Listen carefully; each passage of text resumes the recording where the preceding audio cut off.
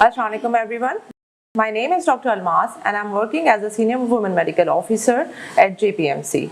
Today I would like to welcome you all on behalf of our department to the 22nd CPC arranged by Brooks Pharma. Before formally starting this program, I would like to give you all a short introduction about our department. Our department was established in 1976 by the legendary Dr. Syed Haroon, and because of his contribution in this field, he was also recognized as father of dermatology. He left this department in 1989. After a long gap of 26 years, Dr. Rabia Ghafoor revived teaching and education in this department from 2013. She became HOD and professor in August 2024. It was her efforts that a 5-bed facility is now a 30-bed facility. We have multiple OPDs operating general and specific concerns. We are offering free of cost phototherapy medicines to underprivileged patients, including biologics. Under her supervision, this ward has trained 100+ trainees, including FCPS, MD, and MCPS. Daily classes, monthly tests, educational seminars, and mocks are conducted to benefit trainees on regular basis. It is the privilege of this department that some of our trainees are now head of department. Today, we will be presenting 3 very interesting cases which are rare in OPD and fit perfectly to the class of grey cases. Let me call our first speaker, Dr. Moksha Devi. Good morning everyone. I am Dr. Moksha Devi, resident in Dermatology Department, JPMC, Karachi. Today I am presenting a very interesting case of 38 years old male, married, labor in garment factory with no known comorbid, resident of Malir, Karachi, admitted via OPD with a chief complaints of thickening of skin of hands and feet for 9 months and thickening of skin of face for 7 months. Now coming to a detail of presenting complaint, my patient was in his usual state of health 9 months back when he noticed gradual thickening of skin starting from hands and feet, which progressed to involve the upper and lower limb, face, neck and trunk with sparing of the scalp, axilla, genital region and mucosa. There was no preceding history of swelling or redness. Gradually, the skin thickening became pronounced over the hands, leading to stiffness of the small joints of both hands, reduced joint mobility and unable to open the fist, associated with mild pain in small joints of hands, but no redness, swelling and morning stiffness, was relieved by analgesics. He noticed reduced facial expressions, change in facial appearance, difficulty in opening his mouth, darkening of the skin, dry, scaly, thickened skin over the palms and soles. Scales were white, tightly adherent. He complained of intermittent itching over both lower legs with no specific time of occurrence and no family history of similar symptoms. There was loss of hair from the lateral aspects of both eyebrows and axillae. He also noticed changes in nails. He experienced redness over the face, hands and feet, occurring within 15 to 30 minutes of sun exposure and resolving approx after 30 minutes of seeking shade. Hence, his quality of life and job are significantly affected. There is no history of papule, nodule, sparse pubic hair and discoloration of digits on cold exposure. Pesticide exposure, dryness of eyes and mouth, swelling on neck, upper back, shoulders, scalp. Feeding of rapeseed oil, use of drugs, IV contrast. Puffiness of face, burning sensation in throat. Systemic history was unremarkable except he has history of pain in small joints of hands. Past medical, past surgical, drug history, transfusion history, allergic history was unremarkable. He was addicted to MAVA since childhood. Rest of the personal history was normal. No similar skin disease in family.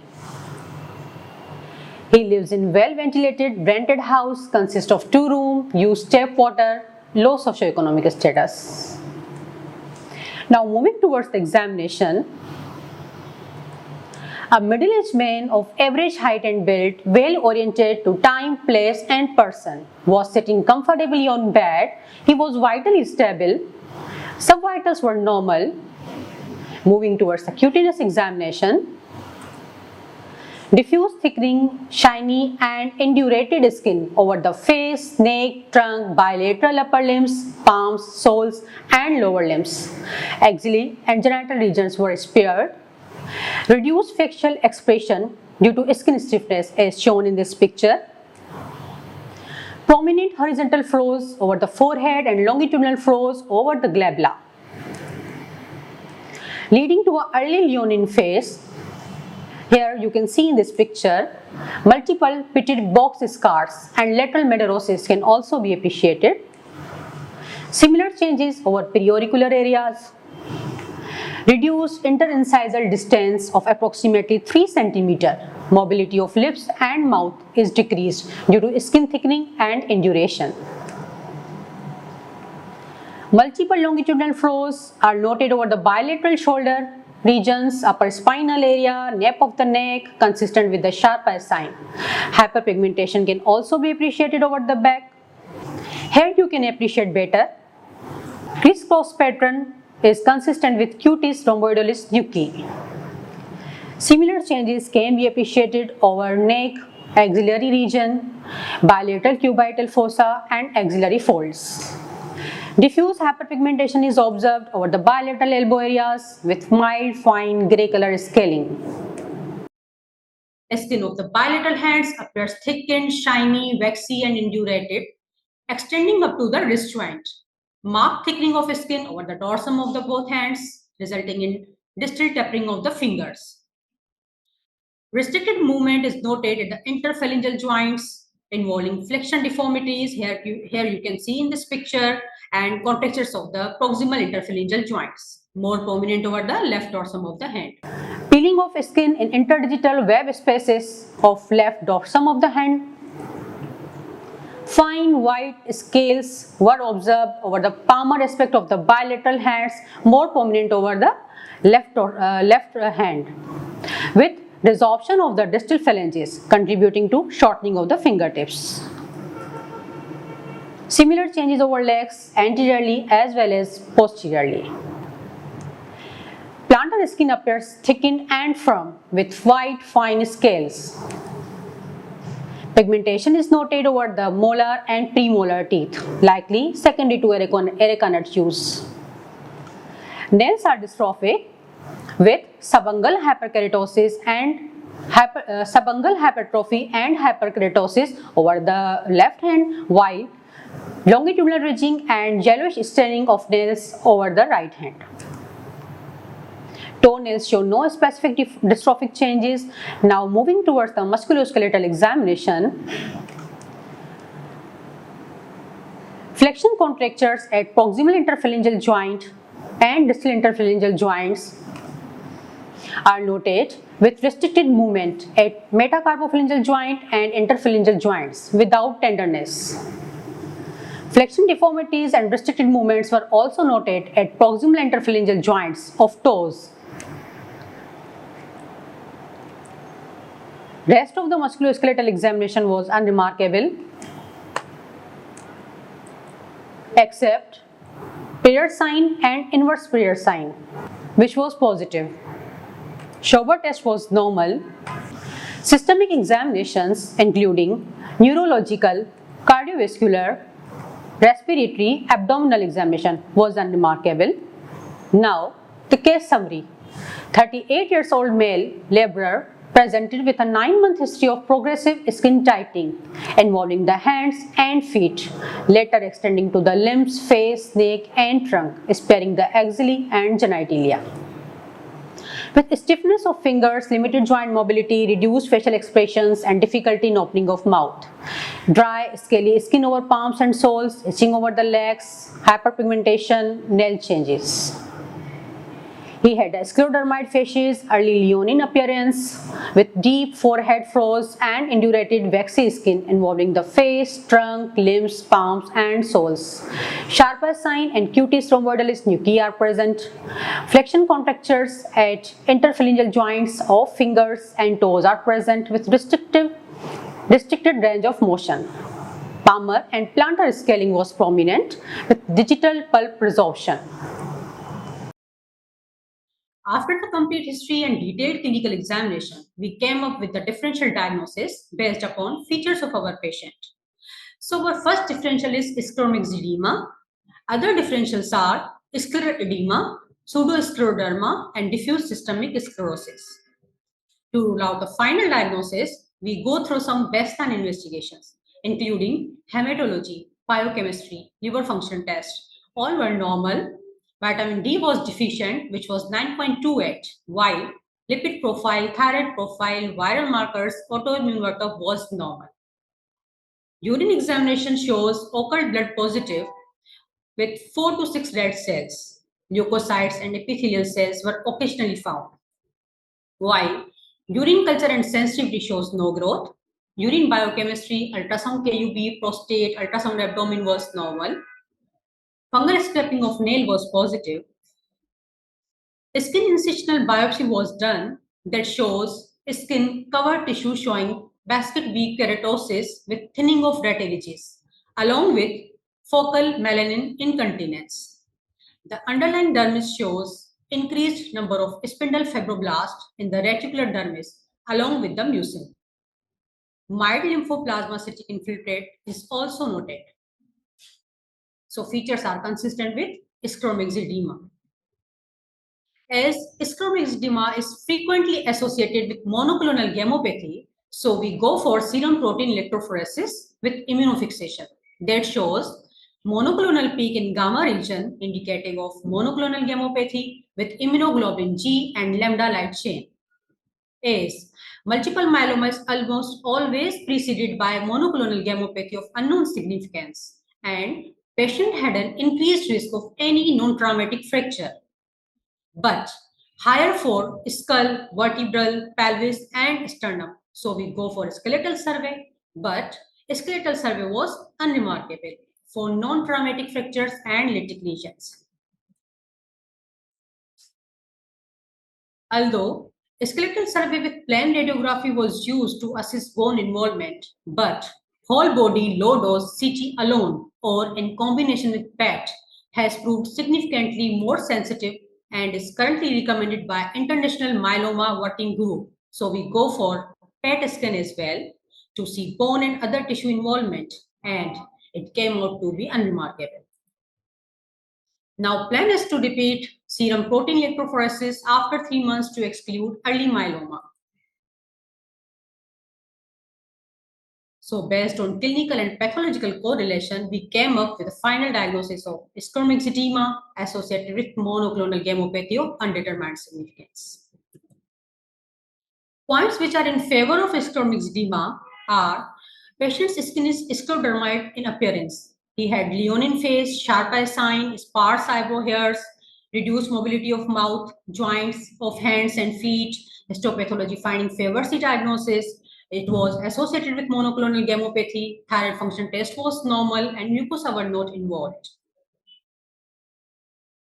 So we counseled the patient in detail regarding the nature of the disease. We advised him to avoid sun exposure and some exercise as well. These are 5 steps of exercise for the face and mouth. Here you can see in the picture. These are for the hands. We started low dose of tablet thalidomide 50 mg once in a day. He continued undergoing physical therapy and receiving emollients. Urology review and nephrology review was taken on board for deranged urine DR. They advised to hydrate the patient as sport PCR, renal function test, and ultrasound KOB was normal. These are comparative changes before and after taking 2 months of approximately 2 months of tablet thalidomide. Patient tolerated thalidomide well. He experienced mild drowsiness but denied other adverse effects, including paresthesias. Patient began to notice decreased induration and increased mobility. He quickly showed signs of improvement. Let's have a brief discussion about the disease. Scleromyxedema is actually a variant of lichen myxedematous. Characterized by mucin deposition, it was associated with monoclonal gammopathy with systemic implications.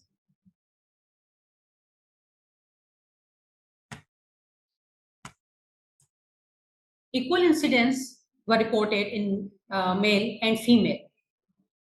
Pride of histopathology findings include diffuse mucin deposition, increase in collagen deposition, and fibroblast proliferation with normal or thin epidermis. Clinical features include linearly arranged papular eruption. This is a leonine face, sharp eye sign, donut sign. These are other clinical features. These are the complications and comorbidities, including monoclonal gammopathy, carpal tunnel syndrome, inflammatory myopathy, congestive heart failure, dysphagia, acute renal failure. Course and prognosis is variable, chronic, progressive, and sometimes unpredictable. Treatment ladders include first line is IV immunoglobulin, second line is thalidomide, systemic steroids, both commonly used in combination with IV immunoglobulin rather than as monotherapy. And third line include autologous peripheral blood stem cell transplantation. Here are some other management options. So now coming to the literature review. This is the case report in which patient was given tablet thalidomide 100 mg once in a day and improvement was noticed within 6 months. This article also highlights that scleromyxedema can also present as scleroderma without papules. I would like to end this case with take-home message. While scleromyxedema is a rare and challenging condition, early diagnosis, ongoing medical care, and a multidisciplinary approach can help manage symptoms, prevent complications, and improve quality of life. Thank you. Now I would like to invite our next presenter, Dr. Sumaya Shakil Ahmed. Assalamu alaikum. I'm Dr. Sumaya Shakil Ahmed, postgraduate trainee in the Dermatology Department of Jinnah Postgraduate Medical Center, Karachi. And today I'm going to discuss another interesting case that reported in our ward in this clinicopathological conference. This is the biodata of my patient. 29-year-old female patient, married, housewife, resident of Shikarpur, known case of diabetes, admitted in dermatology ward with a presenting complaint of multiple red to violaceous painless nodular lesions all over the body since a year. She was all right 1 year back when she developed pea-sized flat red lesion at the left elbow, which increased in size and became pea-sized swelling in a period of 3 days. It continued to increase in size in next 9 months and became bowl-sized red to violaceous nodule.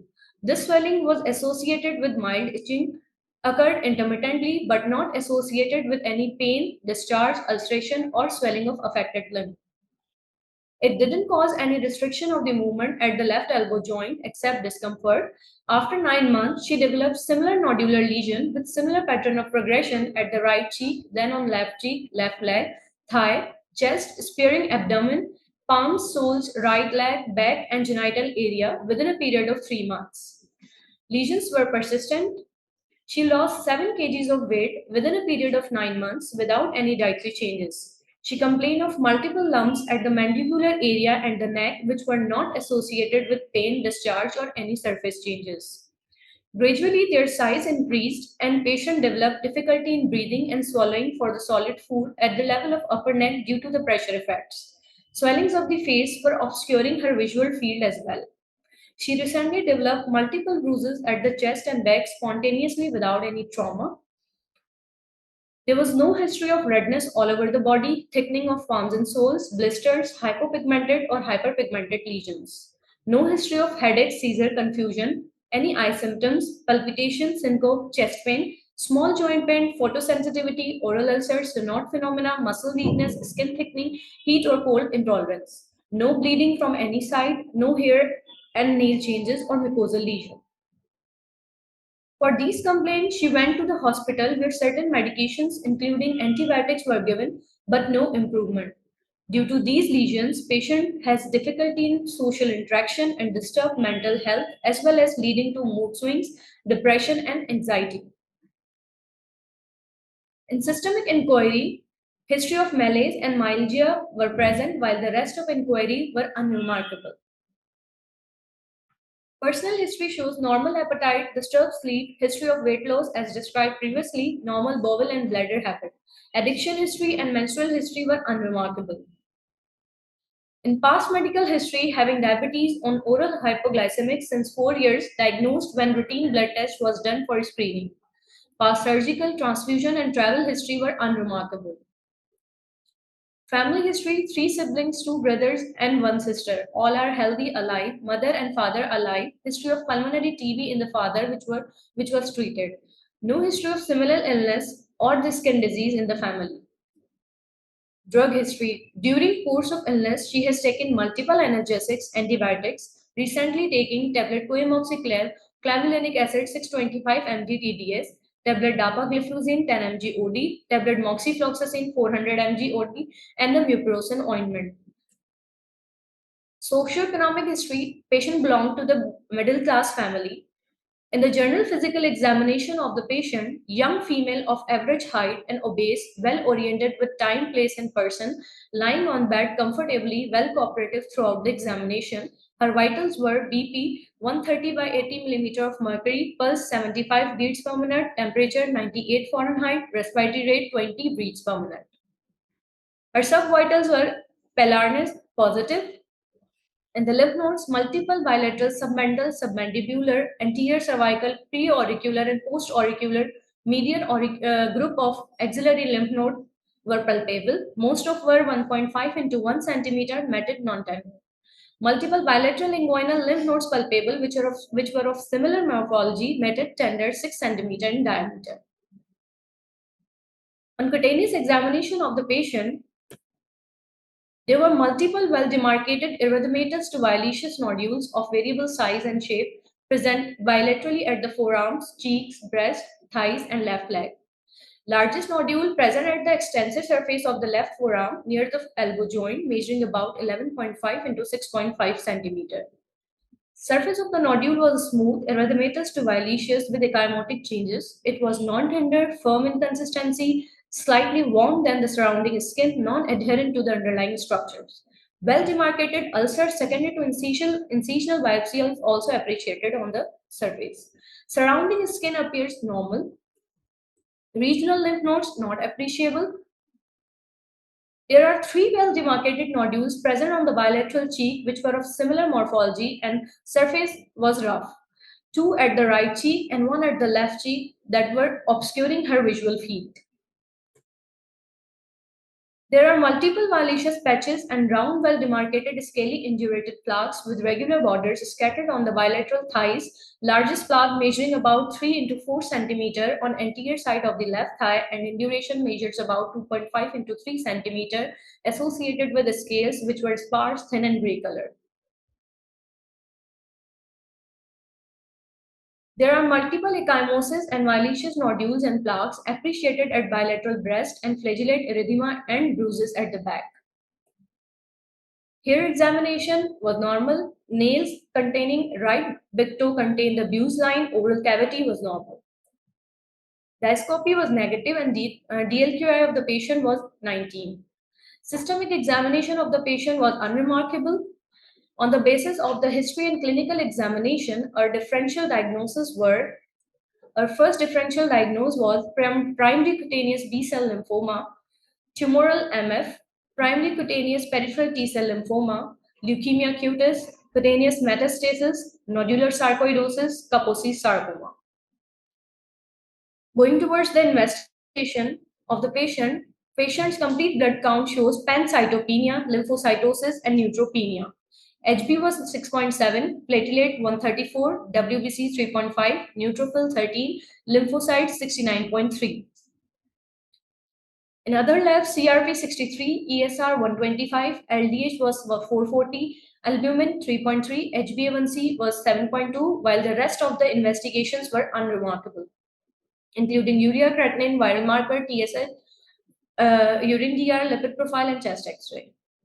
Ultrasound abdomen shows hepatomegaly of 19 centimeters, splenomegaly of 14 centimeters, few renal microliths at the right side. Ultrasound pelvis was normal. X-ray left elbow was unremarkable. MRI left elbow shows neoplastic mass or neurogenic tumor. FNAC report of the left elbow lesion shows atypical mononuclear cells with enlarged nuclei, scanty cytoplasm, LCA positive.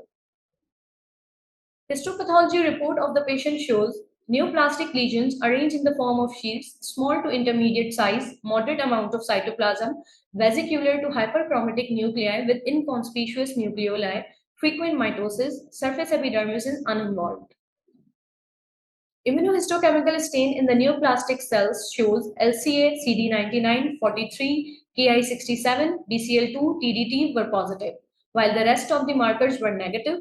Overall features favor acute T lymphoblastic lymphoma. These are the PET scan images of the patient. PET scan report shows FDG positive lymphadenopathy on either side of diaphragm with the involvement of nasopharynx, palatine tonsils, face, spleen, breast, bone marrow infiltration. Oncology was taken on board and they advised for the bone marrow biopsy and cytogenetics to rule out the leukemia, and to reduce the tumor burden, cyclophosphamide was started. Immunophenotyping of bone marrow shows CD4 51%, CD33 21%, HLA-DR 54%, CD45 54%, CD117 20%, CD36 51%. Overall shows positivity to the myeloid cell CD33 with HLA-DR positive. Immunophenotyping of the bone marrow favors acute myeloid leukemia. From dermatology department, patient was referred to the oncology as bone marrow biopsy and immunophenotyping shows acute myeloid leukemia. So again, the second review was carried out extensively by the board of pathologists. Second, skin biopsy for the histopathology and immunohistochemistry was done again. And this is the block and slide review. Second opinion, which shows superficial and deep dermis diffusely infiltrated by the shields of immature neoplastic cells. Blastoid morphology. Neoplastic cells are intermediate in size, uniform, hyperchromatic nuclei, inconspicuous nucleoli, moderate to scanty cytoplasm, mitosis in the lesion. Immunohistochemical stain shows LCA, CD4, CD56, TDT positive, Ki67 70 to 80%, CD3 was negative. Based on immunohistochemical and flow cytometry report, features favors blastic plasmacytoid dendritic cell neoplasm. This is the second skin histopathology. Papillomatosis, unremarkable epidermis. Dermis shows perivascular periadinaxal lymphocytic infiltrates, brain zone seen between the epidermis and the dermis. Immunohistochemical stain shows reactive pattern for the CD20, CD3, and Ki65, while the rest of the markers were negative. Conclusion: skin covered tissue showing reactive inflammatory infiltrates, and they follow the opinion of the block and slide review. On the basis of the clinical findings and the histopathology report, we came to the conclusion of the final diagnosis of blastic plasmacytoid dendritic cell neoplasm with cutaneous and leukemic involvement, one of the rare tumor of the skin. This is the picture of the patient before the getting treatment and after starting on a CHOP therapy. Despite of the CHOP therapy and palliative measures, patient condition got worse and she passed away. This is the topic of the disease, which I'm now going to discuss. Blastic plasmacytoid dendritic cell neoplasm, CD4 positive, CD56 positive hematodermic neoplasm. It's a rare hematodermic neoplasm, represents 0.7% of the primary cutaneous malignancies, derived from plasmacytoid dendritic cells, predilection for the extranodal sites, particularly skin, and a tendency to leukemic dissemination. Previously, this tumor was thought to be derived from NK cells because of CD56 expression. Age of the patient, most common 65 to 67 years, gender male predominance, and it is associated with the myelodysplasias and myeloid malignancies. Pathology shows dense monomorphic infiltrates of medium-sized tumors with a fine chromatin resembling lymphoblast is seen throughout the dermis, with a well-defined grain zone. This is the histopathology picture that shows the grain zones and dense atypical mononuclear cell in dermis.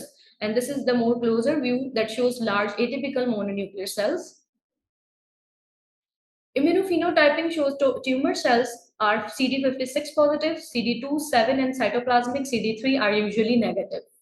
CD123 and TCL1A confirms the diagnosis. CXCL12 indicates a potential for the leukemic dissemination. Clinical features multiple and rarely solitary large dusky mauve dermal tumors. Upper trunk is often affected. Lymphadenopathy, peripheral blood, and bone marrow involvement is common. This is the pictures of the patient that shows the multiple mauve colored dermal tumors scattered throughout the chest. Another picture showing the similar nodules at the different parts of the body. Another pictures of the patient. Course and prognosis.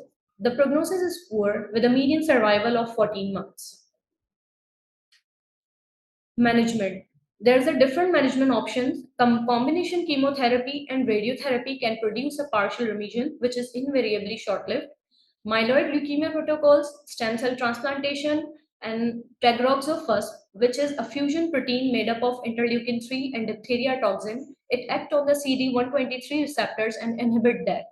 And it's a US FDA approved for the use in the adult and children older than the 2 years for the initial treatment of blastic plasmacytoid dendritic cell neoplasm or relapsed cases and in the recurrent cases as well. And now I want to conclude my presentation on this take-home message that early recognition and timely treatment of the disease is not just a clinical responsibility, but a moral imperative. Vigilance, compassion, and swift action can save lives. Thank you so much. Now, I would like to invite my third presenter for the another interesting case, Dr. Mary Meher. Assalamu alaikum everyone. I am Dr. Marine Meher, working as a postgraduate resident at Department of Dermatology, JPMC, Karachi. I am here to present a case of 25-year-old male, unmarried, policeman by occupation, no any comorbid, resident of Sultanabad, admit through OPD with the presenting complaint of joint pain for 18 months and red raised scaly lesions all over the body for 3 months. The patient reports that he was in usual state of health 18 months back when he developed joint pain involving bilateral knee joint.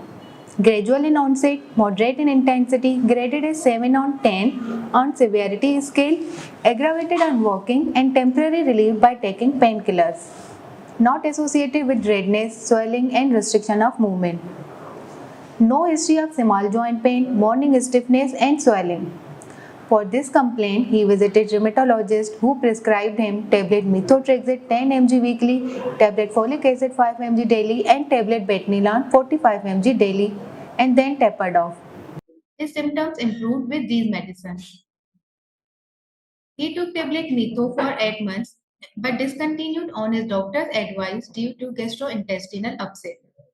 For the last 3 months, he developed erythematous raised scaly lesions over genital area and scalp that gradually increase in number and size to involve bilateral upper and lower limbs, trunk, face, palms, and soles over a period of 1 month, sparing bilateral axilla. The lesions were associated with itching with no specific time of occurrence, graded as 7 by 10 on severity scale. Family history of itch was negative. The lesions were covered with yellow scales that are tightly adherent to the skin, approximately a fistful in quantity. Upon removal of scale by scratching, a pinpoint bleeding was observed. Along with these lesions, the patient also complains of pain in the left knee joint and lower back. Gradual in onset, severe in nature, graded as 9 by 10 on severity scale, and patient was unable to walk. Exacerbated by walking, climbing stairs, and prolonged sitting, and temporary relief by medication and lying down. Associated with the redness, swelling, and restriction of movement in the affected joints. Patient has positive history of unintentional weight loss of about 10 kg over a period of 1 month. On further inquiry, he also complained of nail shedding of all toes twice during this period. Patient denied any history of photosensitivity, oral or genital ulcer, finger discoloration, heat or cold intolerance, fever, cough, night sweats, lumps or bumps in the body, burning micturition, urinary urgency or frequency, eye symptoms like redness, pain or vision changes, difficulty in combing hair, standing up from sitting position, difficulty in chewing, opening of mouth and facial pain, abdominal pain, diarrhea and constipation, headache, swollen lymph nodes, any traveling history and Hakimi medications. Systemic inquiry was unremarkable other than the presenting complaints that are already described. Patient has history of pulmonary TB twice in the childhood for which he took treatment for 9 months. Patient underwent surgery for anal fissure 2 years back. Personal history was unremarkable except for the disturbed sleep. He took tablet methotrexate, folic acid and betnilan and various topical ointments for 8 to 12 months. His allergic history, transfusion history, family and socio-economic history all were unremarkable.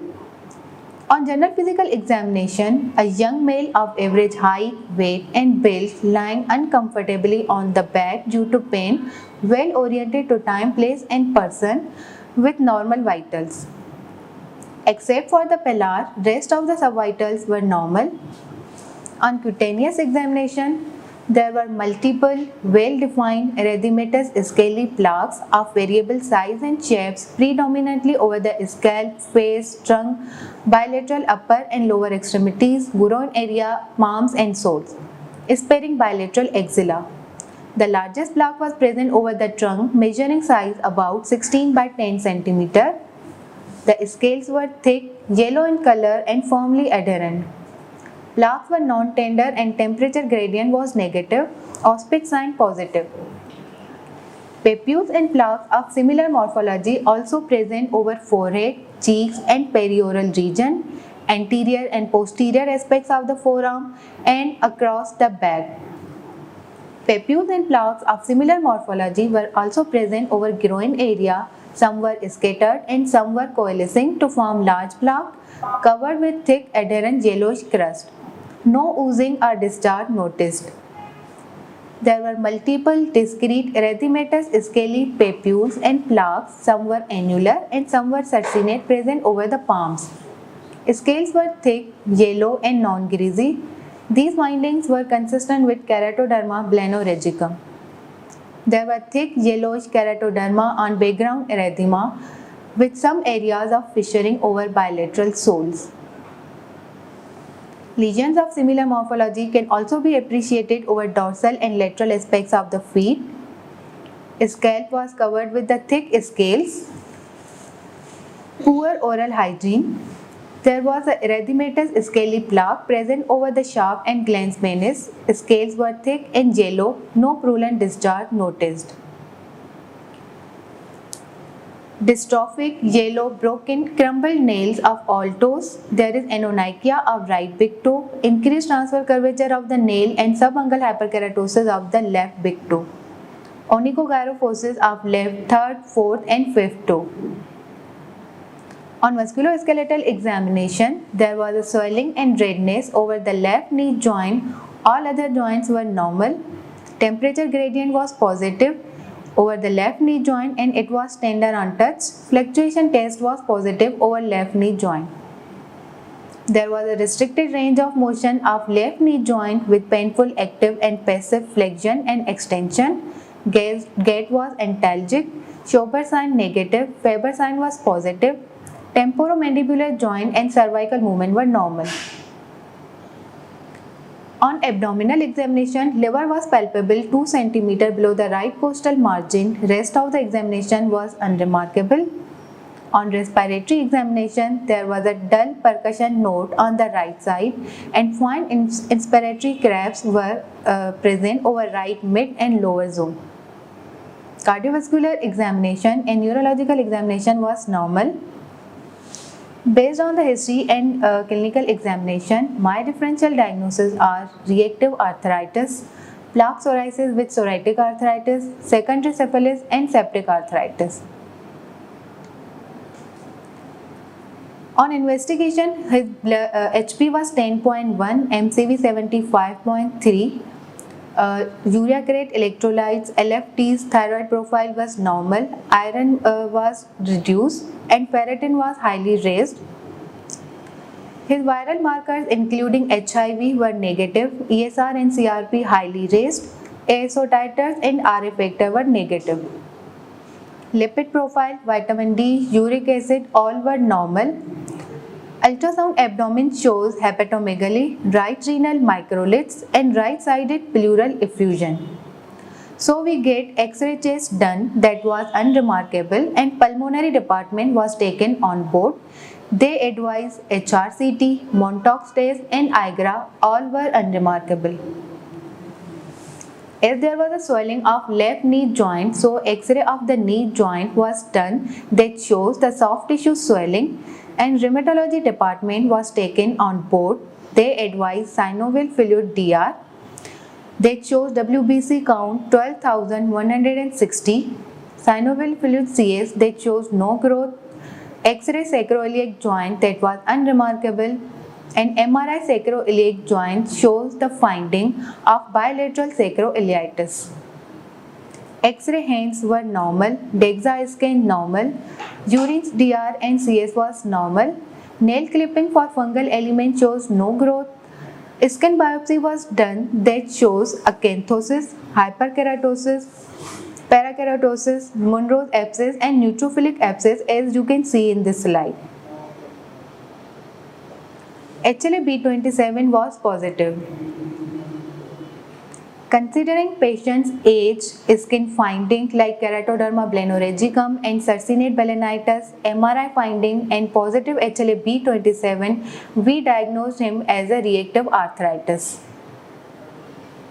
For joint mobility, he was advised physiotherapy along with specific treatments such as injection methotrexate and NSAIDs like COX-2 inhibitors, and he was discharged on the same treatment which was given in the ward.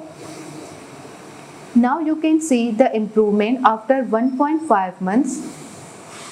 Now let's see the topic discussion. Reactive arthritis, formerly termed Ritter syndrome, is an autoimmune condition that develops in response to an infection, mostly gastrointestinal and genitourinary. Cases of reactive arthritis following COVID-19 infection has been reported. The classic triad is non-infectious urethritis, arthritis and conjunctivitis.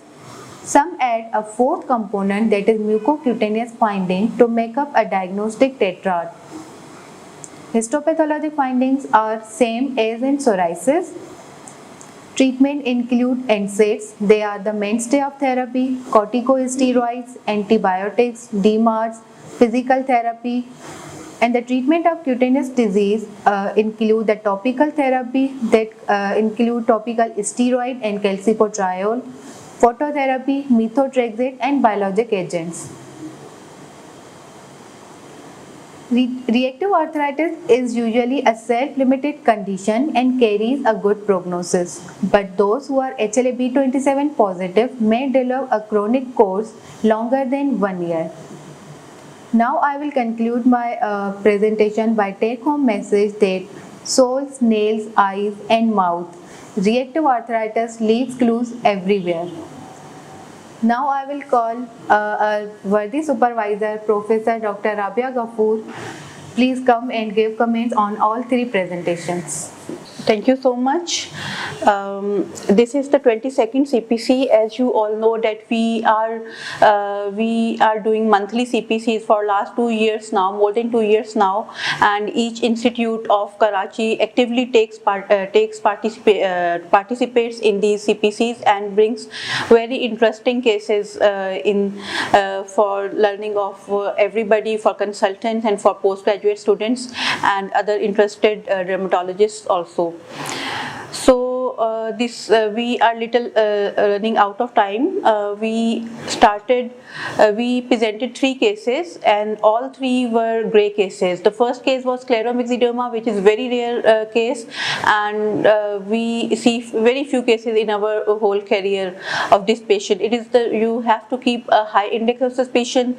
It should be worked up completely, extensively for underlying cause, as our case was associated with the monoclonal gammopathy of unsignificance, of no significance, and but these cases has to be treated and should be monitored for complications, because later on they may develop some complications. Second case was a real grey case for us all, and oncology as well, and for histopathologists and as well. We did biopsy twice, and the final diagnosis was a blastoid plasmacytoid dendritic cell tumor, which is a very rare neoplasm and with a very poor prognosis. Unfortunately, our patient passed away in like 2 months. Third case was reactive arthritis. Reactive arthritis is a very rare condition. Psoriatic arthritis is more common, and there is the differential diagnosis lies between these two types of these two conditions. In reactive arthritis, the arthritis is mostly seen in young males. Typical clinical features, skin features, and HLA-B27 positivity, then more involvement of lower limbs. These features suggest the diagnosis of reactive arthritis. This patient came to us on wheelchair and went back at home on his walking on his foot. So properly diagnosing and properly counseling the patients and giving appropriate treatments bring changes to the patient's life of dermatological patients. Now we have Dr. Javed Memon, who is President Pakistan Association of Dermatologists. I will like to have some reviews from him. Bismillahirrahmanirrahim. Thank you, Dr. Rabia Ghafoor, for the excellent presentation from your department. It's really great efforts by all HODs of the teaching institute who brought us the great, the